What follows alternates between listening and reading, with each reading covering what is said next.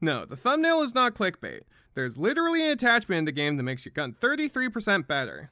And that's not even as clickbait as it could have gone. If you trace the time to kill specifically, it increases your gun's power from anywhere between 50% and 100% since it cuts your time to kill in half. Yeah.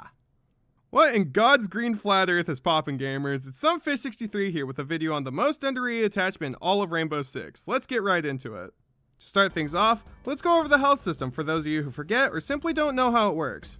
There are 3 armor ratings: 1 armor, 2 armor, and 3 armor. The one and only difference between these armor ratings is your operator's health, so all damage will be the same across operators. 1 armors have 100 health, 2 armors have 110, and 3 armors have 125. To quickly show why this matters, let's go over an example real quick. Say you're using the R4C on Ash. This gun does 39 damage, meaning it's a 3-shot down on Vigil or Legion. Problem is though, Doc over here has 125 health, meaning if you shoot him 3 times, he'll be left with 8 HP, forcing you to take an entire extra shot to down him. If the R4C just did an extra 3 damage, then Doc would have only taken 3 shots to down instead of 4. This is where the extended barrel comes in. Extended barrel increases your gun's damage by 12%. That means those guns that are 3 damage off of ending a gunfight in one less shot will have that gap closed by equipping an extended barrel. It does have one drawback of not reducing your recoil at all, but Siege has chronically underwhelming recoil on its gun, so 5 to 10 minutes in the shooting range should be plenty enough to get you shooting straight with it. Now admittedly, some guns don't really benefit much from extended barrel. If you could put it on something like the 417, it wouldn't really change much since a gun dealing 55 damage or 109 damage would still be a 2-shot down against 2 armors. That's where damage breakpoints come in. Against an Ash, any gun doing between 25 and 33 damage is still a 4-shot down or kill, so any gun that does less than 25 would benefit greatly from increasing up to 25.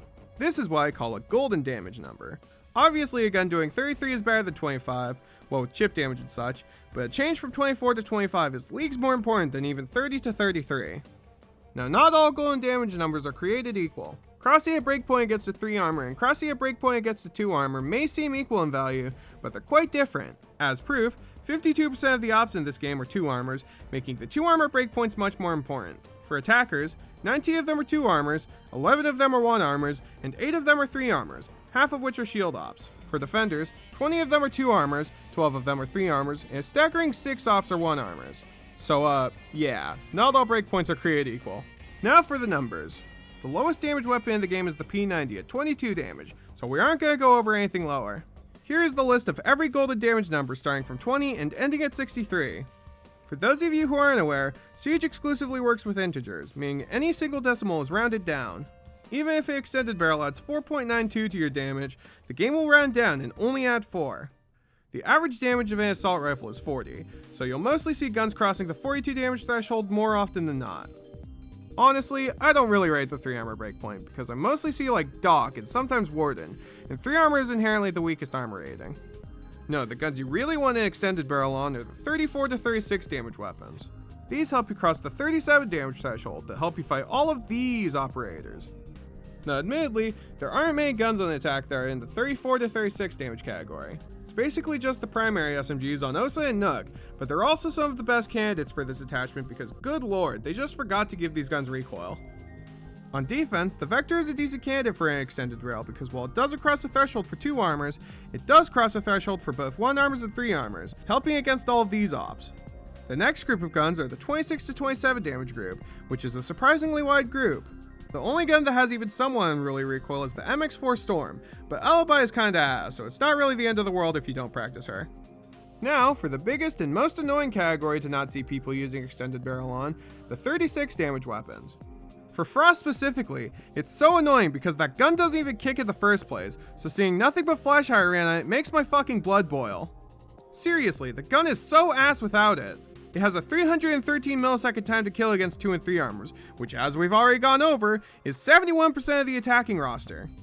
An extended barrel reduces that time to kill against 2 armors down to 208. That's like literally 2/3 of the average time to kill for attacker rifles. You're putting yourself at such a disadvantage running anything else. The Uzi K and PCX are in the same boat. Your lethality goes through the roof if you use an extended barrel. And last, but exactly the opposite of least, the 50 damage breakpoint.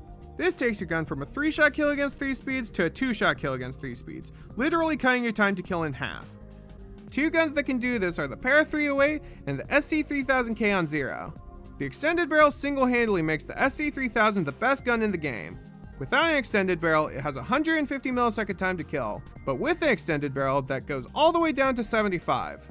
This is literally the fastest time to kill this game has ever seen, barring insta-kills, and all it costs is a 15% increase in recoil. It's actually disgusting.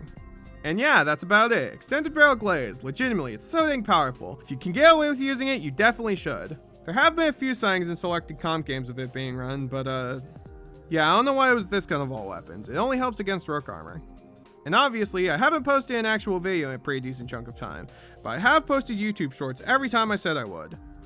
Obviously, that's not a proper video like this, and I do apologize for that, but I told myself I would upload something on the 1st to the 15th for the rest of this year, so when I don't physically have the time to make something like this, I kinda have to just make a short and call it alright.